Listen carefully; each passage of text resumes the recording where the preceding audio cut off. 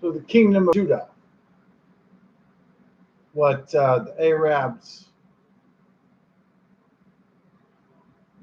Israelis fight over today. So let's take a biblical historical look at history about the origins of the people. Well, this is a Wikipedia article of the kingdom of Judea.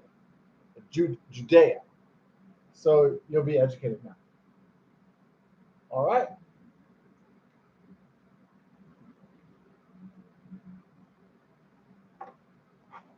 The kingdom of Judea, under siege by Arabia, yet again. So, but the original inhabitants were the United Kingdom of Israel back in ancient times. This is their original land, actually. And the Arabs, the Mohammeds, the jihadists are invaders of their land, not vice versa. So I'll give you evidence for this, not just in the Hebrew Bible, the Old Testament. I'll give you either it's artificial intelligent facts or it's facts from Wikipedia. We'll go over that.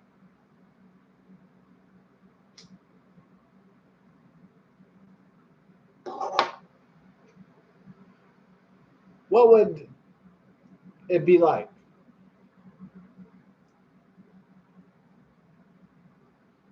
comparable to if Arabic jihadist fundamentalists were attacking Judea and Israel itself and Jerusalem? What would that be comparable to? That would be like, that would be like Chinese people attacking Texas. It just wouldn't fly. We are Texans. We are not just Texans, but we are Americans. Not only that, but our ancient heritage goes farther beyond that. We are Cherokee Native Americans, thousands of years in Mesoamerica. And we are conquered by outside forces.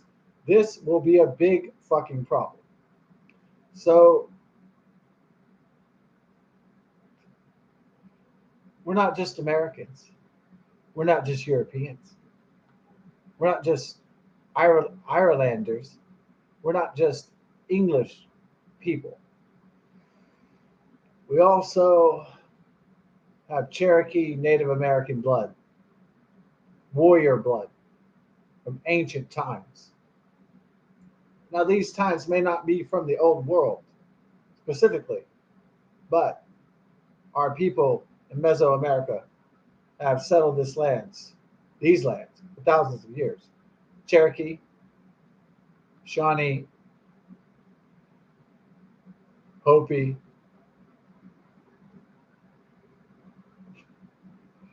Delaware, Sioux, Cree. There's many different tribes of the Iroquois Confederation of old. But the Cherokee Nation was one of the major Native American tribes in ancient original America. Where they came from, I don't know. A theory would be that the Indians crossed a land bridge to the Americas. And that's how the Mesoamerican people got here. Traveling, hunter-gathering through the north. That's at least a theory. I don't know if there's any better theories than that, but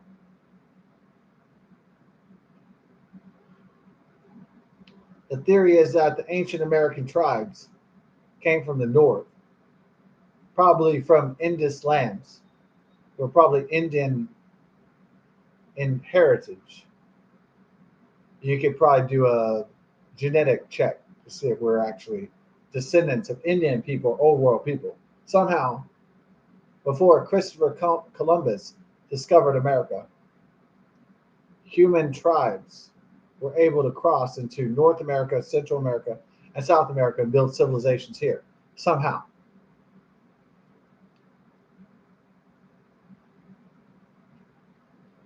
The prevailing theory is that there was an ice age, and through this ice age, people from India, the Indus Valley in the old world were able to cross over into the new world, and then they settled the new world.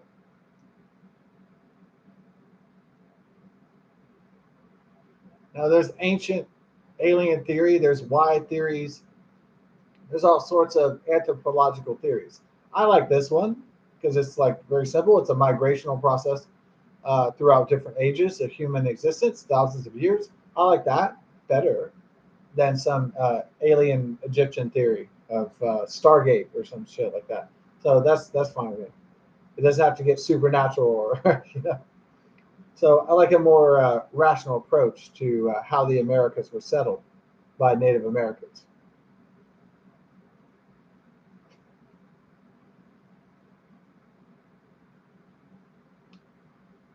Now, do I believe that I'm not related to Indian people from the old world? I can't necessarily rule that out. Most Native American people, Cherokee or otherwise, can get really great tans. So who's to say that an Indian is more Indian than we are? But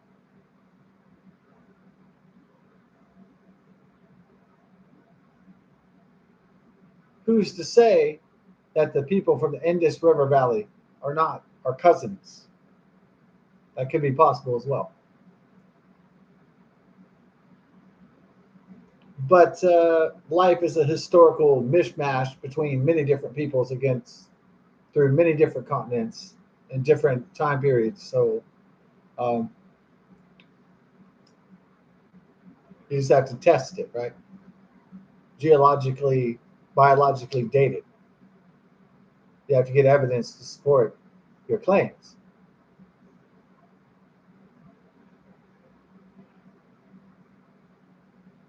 But there's no doubt about Native Americans. There's no doubt about the Incas, the Aztecs, and the Cherokees, and the Mayans. There's no doubt about that. There's plenty of evidence for Mesoamerican activity.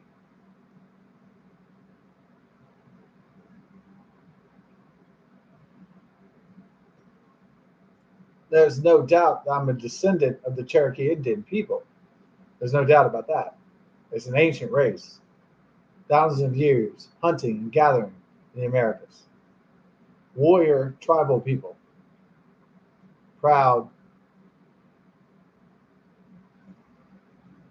people with high cheekbones, who look like Johnny Depp. You get great tans. There's plenty of evidence of our people alive today. So there's no doubt that before Christopher Columbus set foot on this world, or Vikings from the north, that there were people here. There's definitely evidence that human beings have existed for thousands of years before contact with Europe and other civilizations from the old world.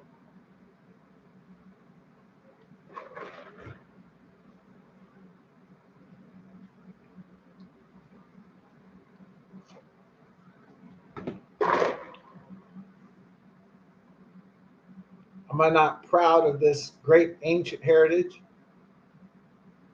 It's a beautiful heritage, so I'm not proud of it. Um, I understand what the sacrifices it took for people to survive Earth in its primitive form. You had to hunt, you had to gather, you had to survive, you had to get tribes together, you had to have a community, you had to have a human community and a civilization. I understand those were the necessary sacrifices that were um, integral and part of the human original experience was just to survive a strange world that we were born into.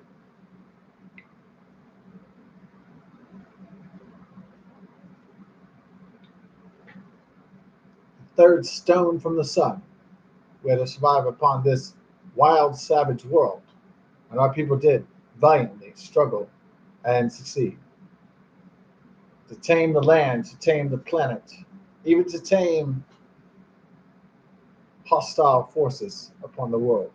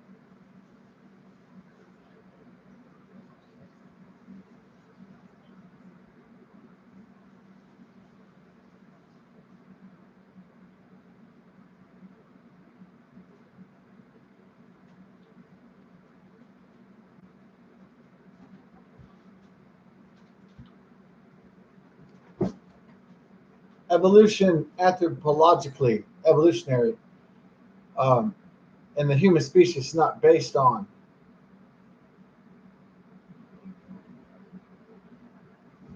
it's not based on particular will. Human evolution is based on geographical location, uh, the migration of the human beings, their technology, their societal structure. It's based on a lot of complex factors. Also, the way the different ice ages and the different ages of man, the weather patterns predict human success or failure, their ability to grow crops and food, their ability to provide shelter. These all are complex, intricate factors of the anthropology and the history of the human race. They're very complex interactions. And so that's just what it is. I cannot guarantee that I'm related to Indian people from the Indus Valley in India. I can only theorize that we probably are. That's about it. You can try to get more scientific, anthropological, and archaeological evidence to make your case, but the definite case is that probably the New World inhabitants of North America, Central and South America were probably related to people in the old ancient world. That much is probably certain. To the extent I do not know.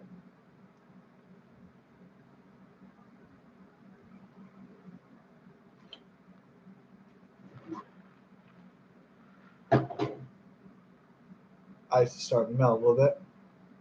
But the Ice Age.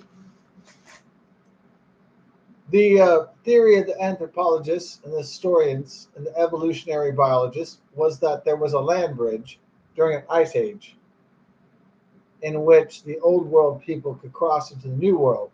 And they went from, most schools teach that they crossed this ice age land bridge and they came down from North America to Central America and South America. And then they started to build their civilizations from there. I don't know if that's exactly true. It could be a lot more complicated than just some simple migration, right? Based on people following deer and bison and bear, migrations and fish migrations. It could be a lot more complicated than that. But that's the official, narrative. If you're going to maybe a Texas public school or a public school in America, is that they teach about the Ice Age land bridge that crossed over into the New World. So that's great. could be helpful to some people and helpful not really to others.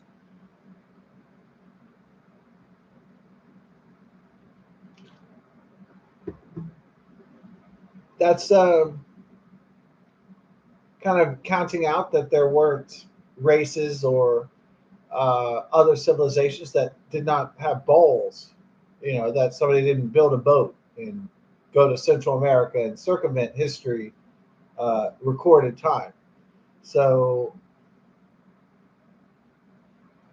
the land bridge theory is very good.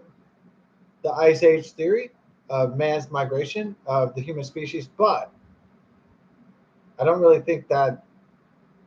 I mean, how could they cross all those continents?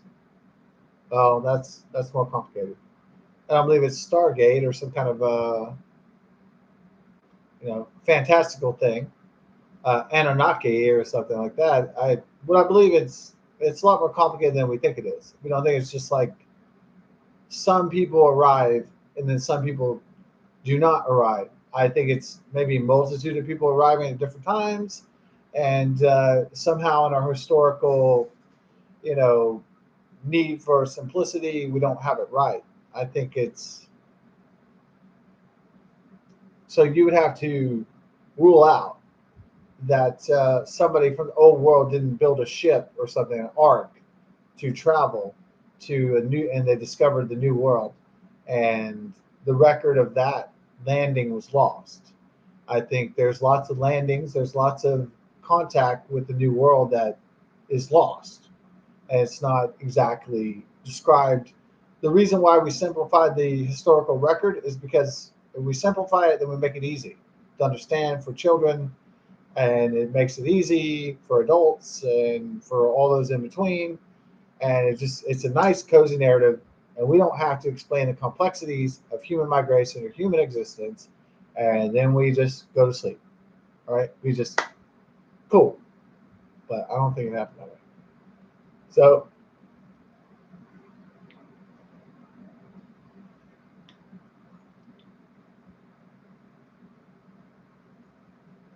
it could have happened that way, of course.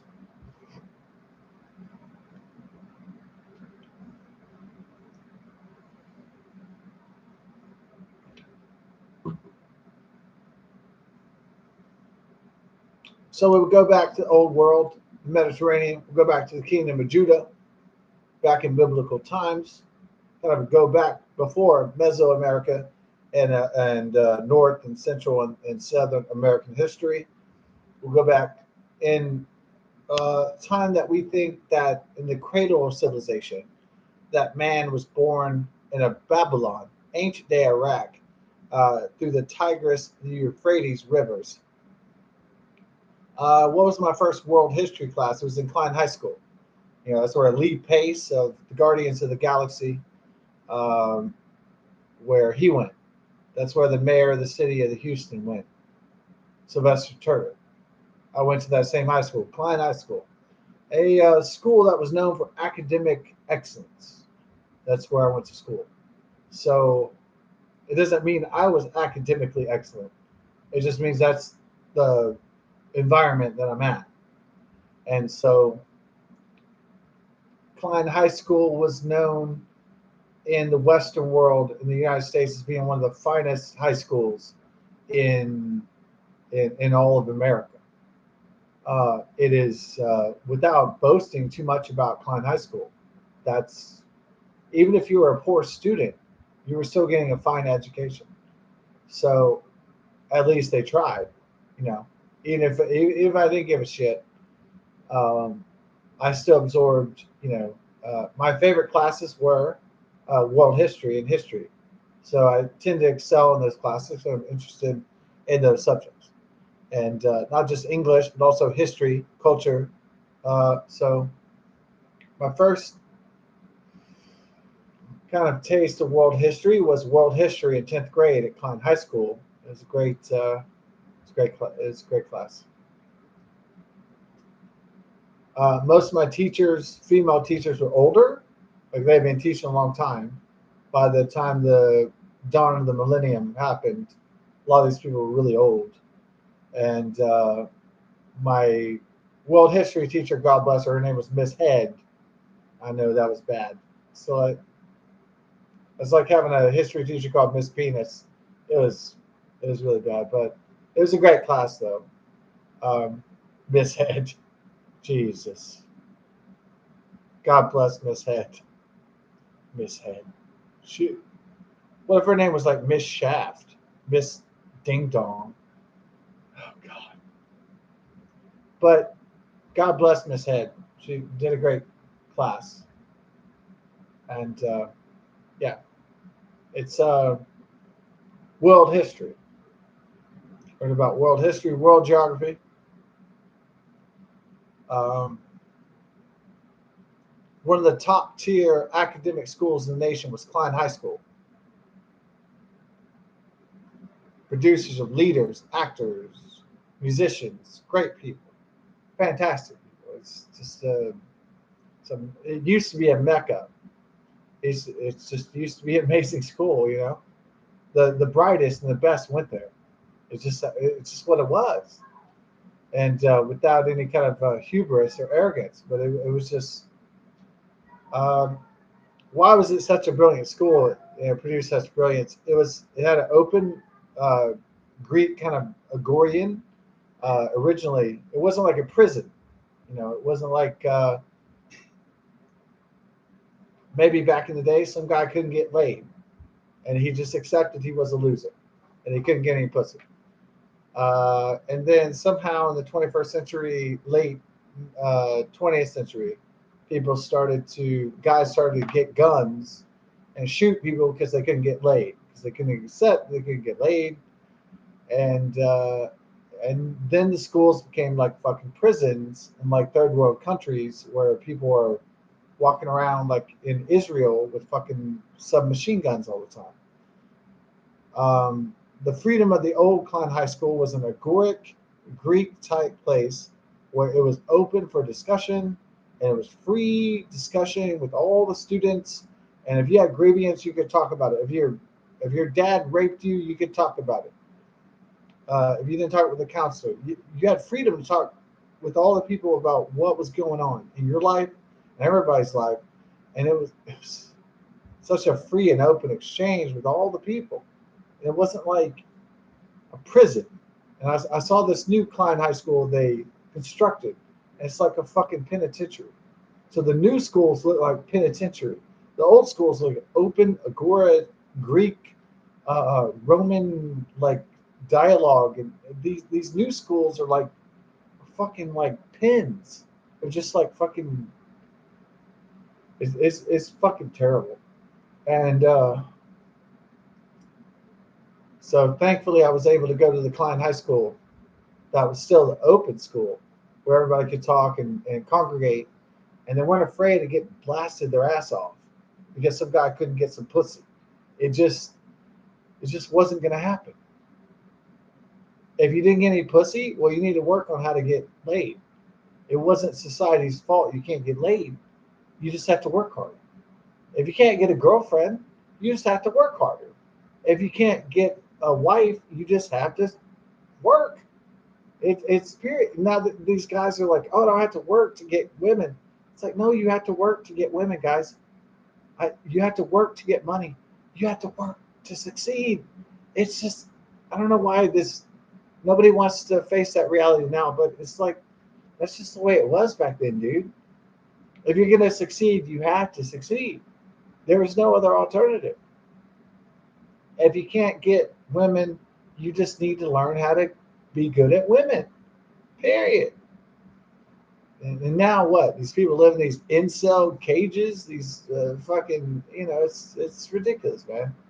So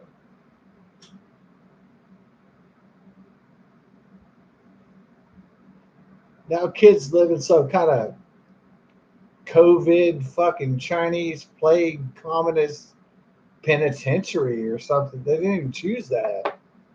It's just ridiculous.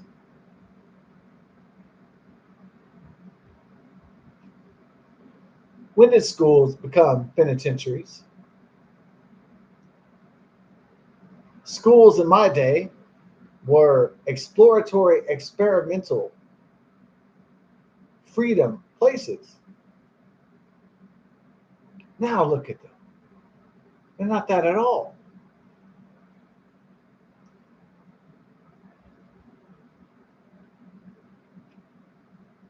Schools used to produce leaders like African American Sylvester Turner, mayor of Houston. They used to produce Klein High School. It used to produce Lee Pace of Guardians of the Galaxy and Marvel and Lord of the Rings. Now, what does it produce? It produces shit. It is terrible.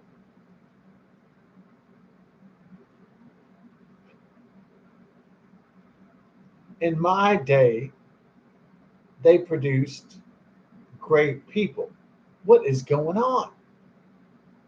They used to create free people, wild people, great people. Now, what do they have? Nothing.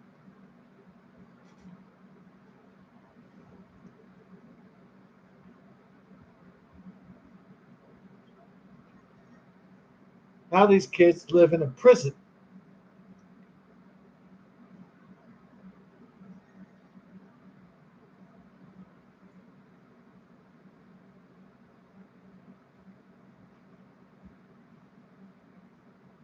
In my day, it was a free society, agrarian, open spaces. They were not surrounded by militarized guards like today. It's a ridiculous state of affairs. Only a third world country would allow our country to become under siege like this.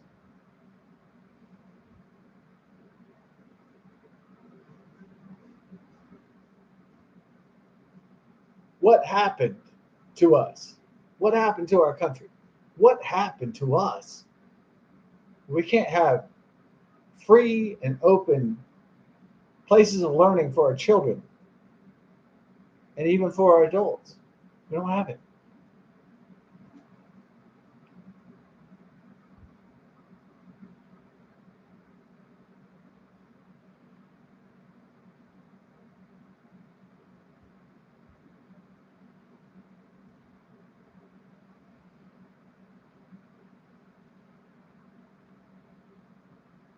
I would rather build schools in a Grecian way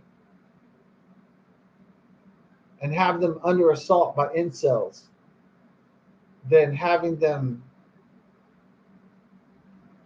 in prison like this.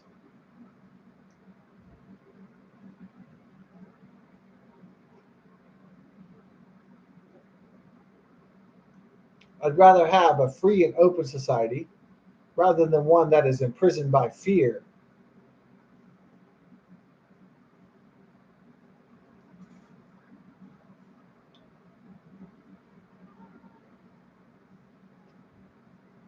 What have you done to these kids? These kids deserve better. They deserve a better class. They deserve better professors. They deserve better teachers. They deserve better role models than this. What we have abandoned our education system in the heart of greed.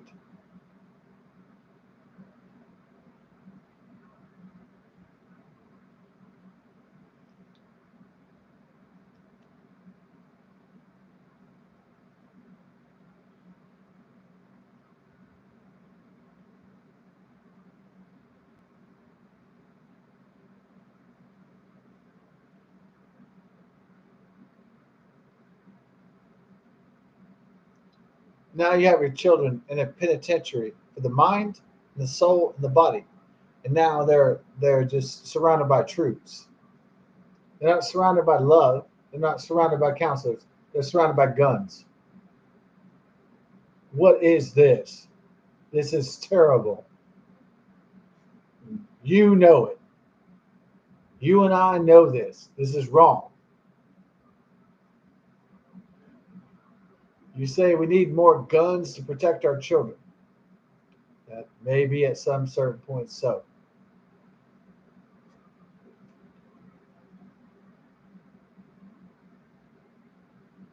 It's a sad state of affairs, ladies and gentlemen. You know it is.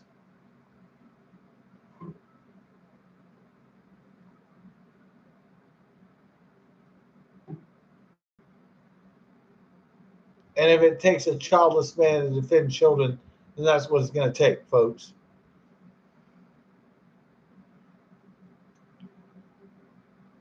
To stand up for the children of this society, to give them the proper education that they so desperately need, require, and they are deserved.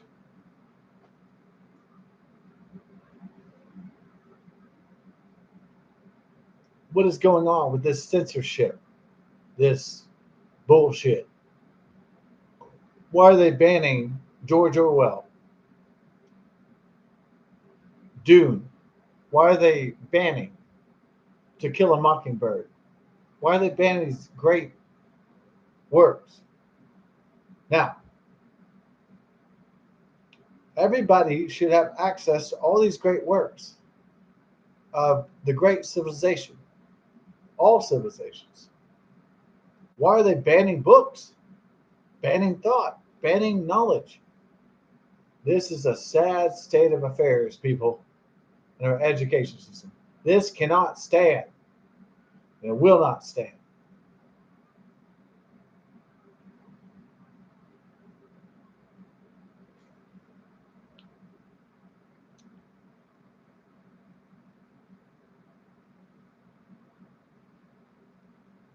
In Klein High School, my last book, science fiction, was by Ray Bradbury. I chose it Fahrenheit 451. Now they try to ban Fahrenheit 451, the temperature at which books burn. Now, no one wants to read it.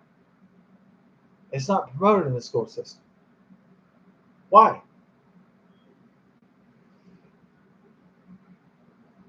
Why are books banned in the school system?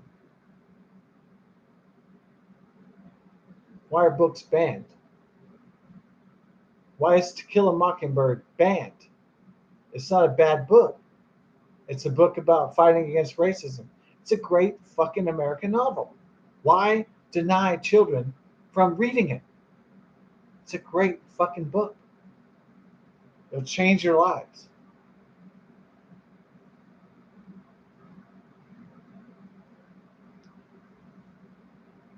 Don't ban books. Don't ban C.S. Lewis, Chronicles of Narnia. Don't ban J.K. Rowling and the Harry Potter series. Don't ban J.R.R. Tolkien. Don't ban. Don't ban these great works. Animal Farm, George Orwell, Nathaniel Hawthorne. Don't ban anything. Let them decide for themselves. You don't trust people to think for themselves anymore, do you? Well, that's the crux of the problem.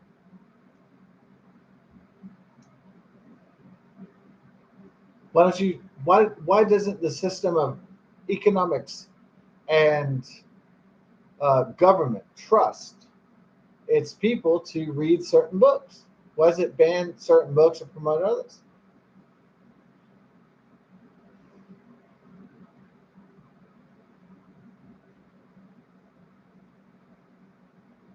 This is going to be a big fucking problem. It already is. I'm not saying I agree with every author that ever wrote a word, but should I deny those authors from expressing themselves? No.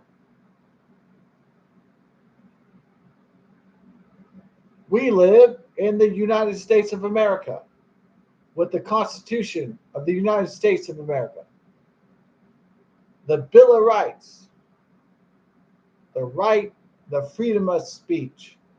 And we deserve to give our children the right to read and to think for themselves.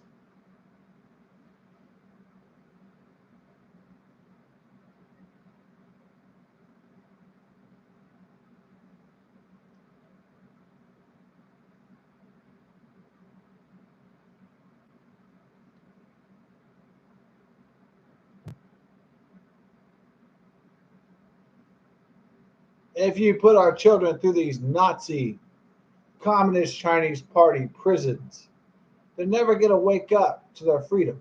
They're never going to appreciate it. They're never going to fight for it. They're never going to believe in it. It's just, that's just the way it is.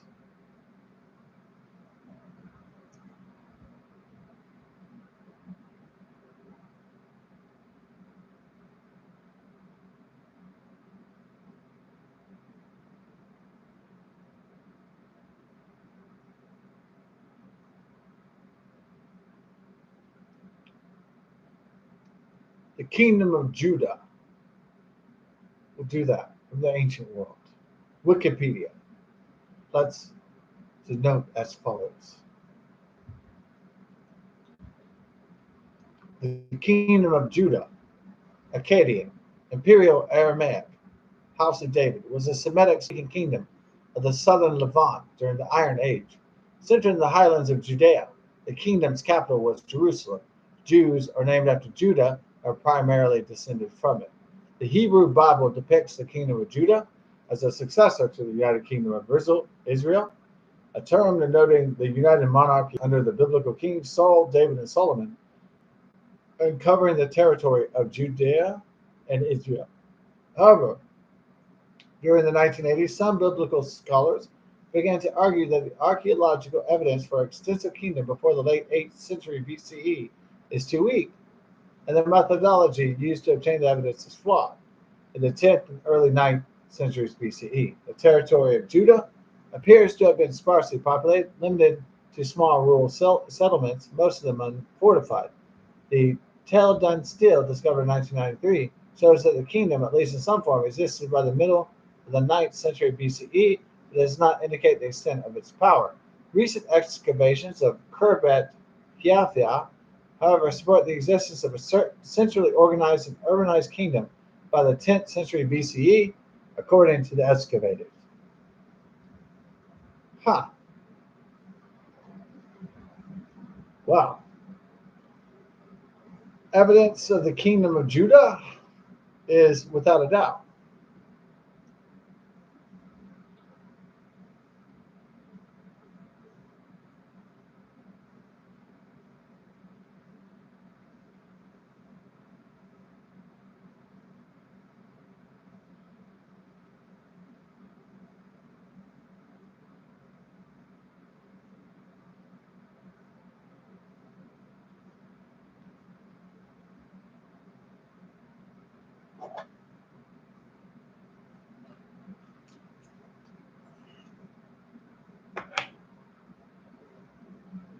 Well, the graphics of today look so beautiful.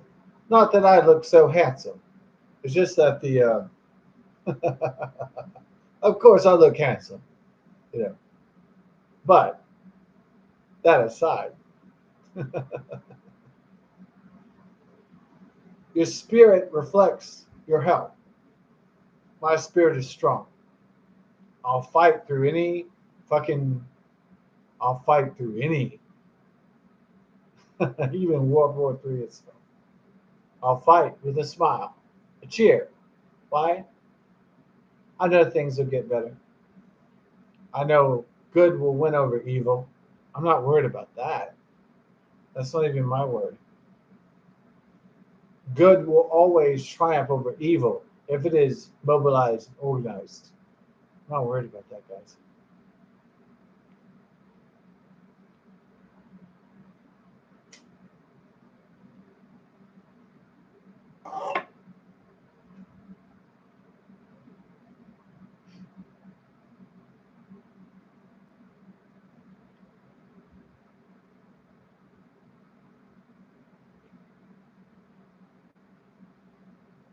I think it's kind of interesting. A man meets a woman, he becomes man and woman, and then the skeletons perpetuate, calcium, different elements. It's an interesting thing about reproduction.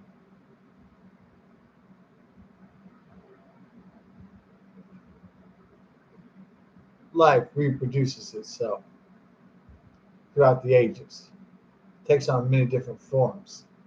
Isn't that very interesting? Indeed.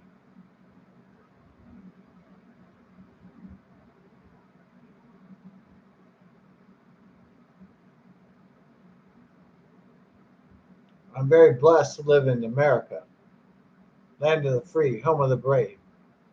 I was blessed also to be part of the Cherokee tribe. I'm also blessed being part Irish and English in the old world. I'm also blessed being born in Texas, one of the best and prosperous places in all of history. I'm very blessed to be here. Such a great place.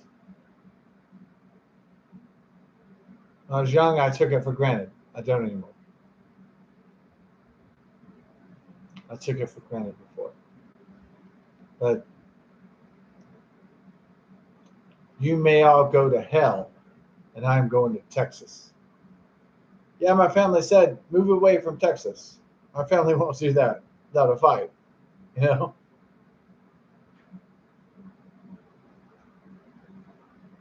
The reason my family won't leave Texas, it's our roots. You don't leave Texas only in death.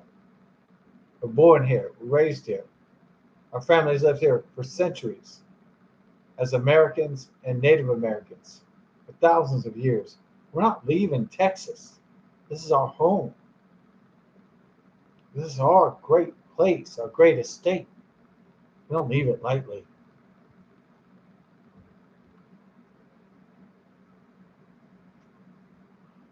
What a glorious place this is. Texas, Tejas. We're not leaving this place. It's so beautiful.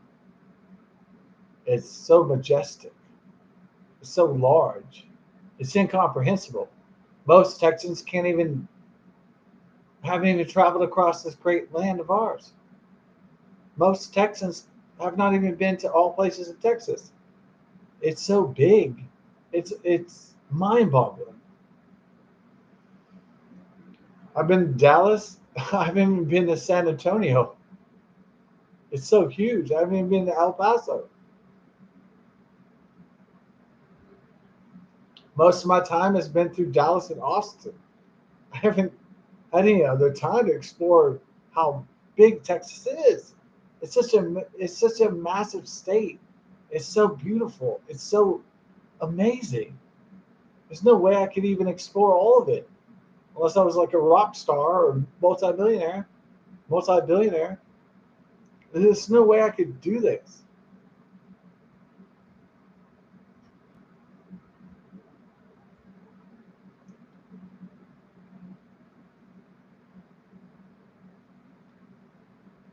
Would I like to see all of Texas one day?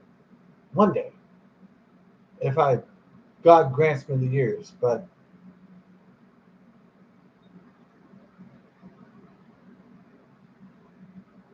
I've seen enough of Texas to know I've been born here, been raised here, I've been bred here.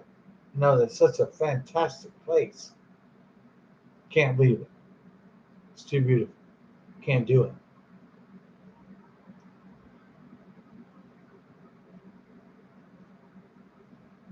It's impossible to leave such a great state, leave such a great American place.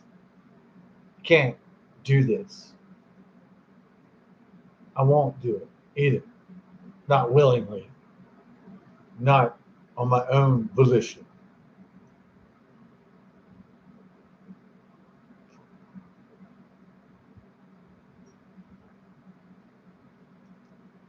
I die.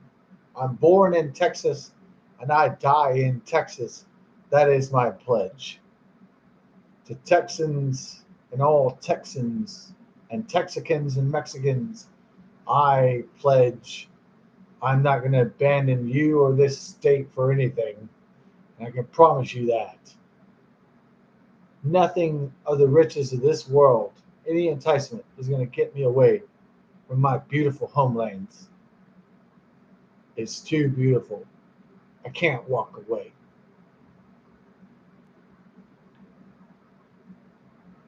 My own brethren, you understand why I can't do that. And I won't do that. I never will.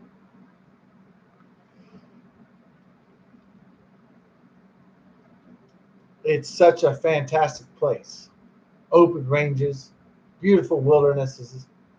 It has forests and trees. It's just too much for me to walk away. It's so pretty, you know. There's hill country, there's forest country, there's desert country, there's north country, there's plains. It has everything. I can't leave Texas. It's impossible for me to think that I'm going to do better anywhere else. I know I can't. I tried before, but it's not happening.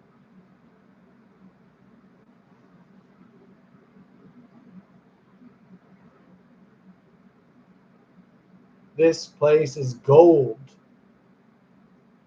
and many people didn't understand that this place is gold. Some did, but I understand that Texas is gold. It's spiritual gold. It's physical gold. It is raw gold. It is a fantastic place. I don't betray it lightly. I'm not going to walk away lightly.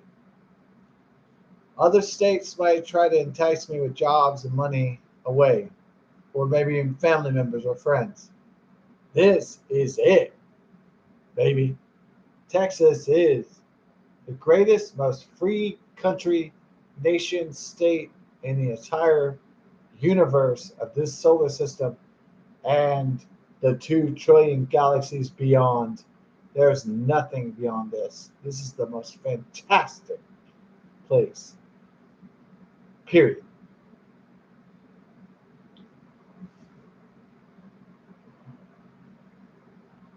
If you could find a place in the 2 trillion galaxies, there was a planet that had a wilderness as epic as Texas, then I might take you up on your offer. I might take you up on your adventure. But I know it's not worth it. This place is awesome. Fools, you I don't judge you for leaving Texas. I could easily, but I'm not gonna leave Texas. It's so amazing. There's nothing I could ever want. There's nothing I ever need beyond here. Never will be. Period.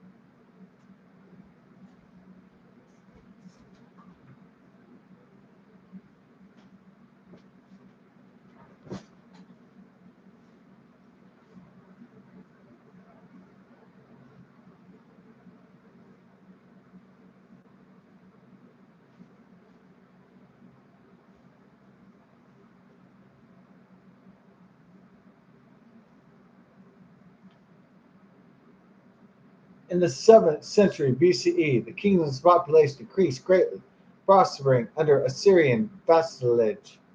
Despite Ezekiel's revolt against the Assyrian king Sennacherib, Josiah took advantage of the political vacuum that resulted in a serious decline in the emergence of the Egyptian rule over the area to enact his religious reforms.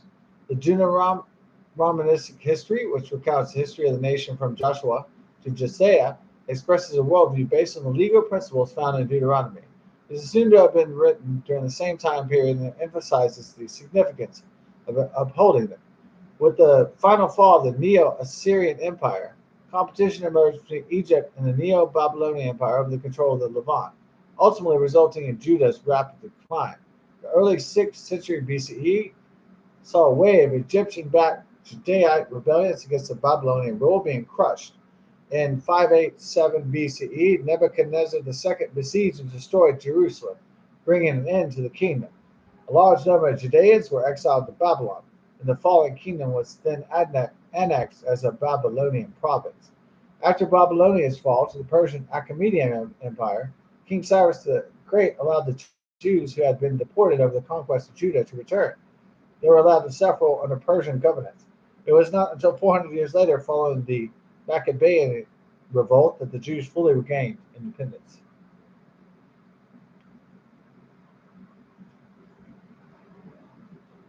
The formation of the Kingdom of Judah is subject of heavy debate among scholars, with a dispute emerging between biblical minimalists and biblical maximalists on this particular topic. While it is generally agreed that the stories of David and Solomon in the 10th century BCE tell little about the origins of Judah, currently there is no consensus as to whether Judah developed as a split from the United Kingdom of Israel, as the Bible tells, or independently.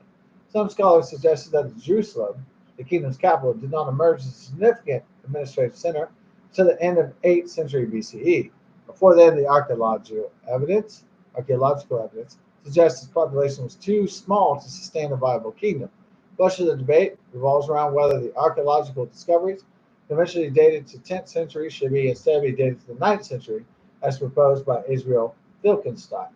Recent archaeological discoveries by Ilat Mazar in Jerusalem and Yosef Garfunkel in Khirbet Qeiyafa have been interpreted as supporting the existence of the United Monarchy, but the dating's identifications are not universally accepted.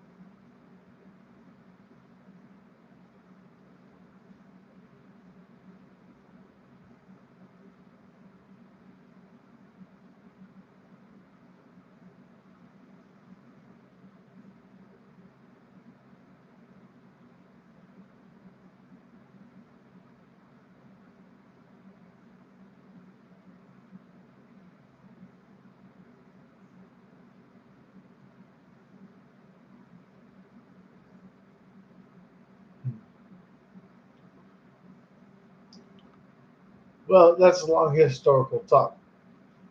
It would take many days to talk about the history of Israel and the kingdom of Judah. Yeah, so obviously found out, but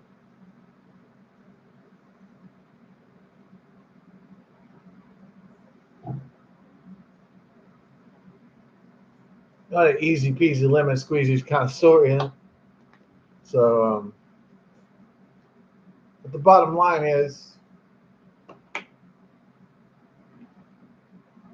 kingdom of Judah, Judea, Israelites, it's their place, it's their kingdom. So all others are invaders. Hamas, Iran, Arabs, they're not leaders of the kingdom of Jerusalem. Never were, never will be. Prove to me that Palestinians have claim to the right of Judah. You can't. It is a Judean kingdom. It is the kingdom of the Jews. Always has been, always will. That's their land. You attack their land, you face the wrath of the Israelites. Period.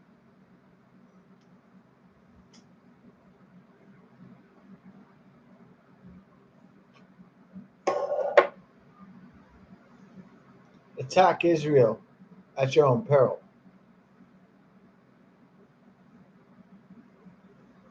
That is the kingdom of God, an ancient celebration.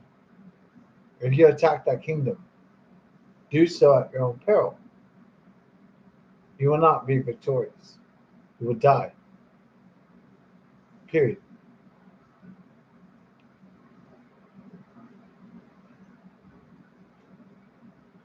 Full stop.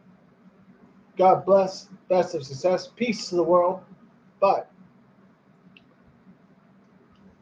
if you attack Jerusalem and the kingdom of God, you will perish in eternal hellfire.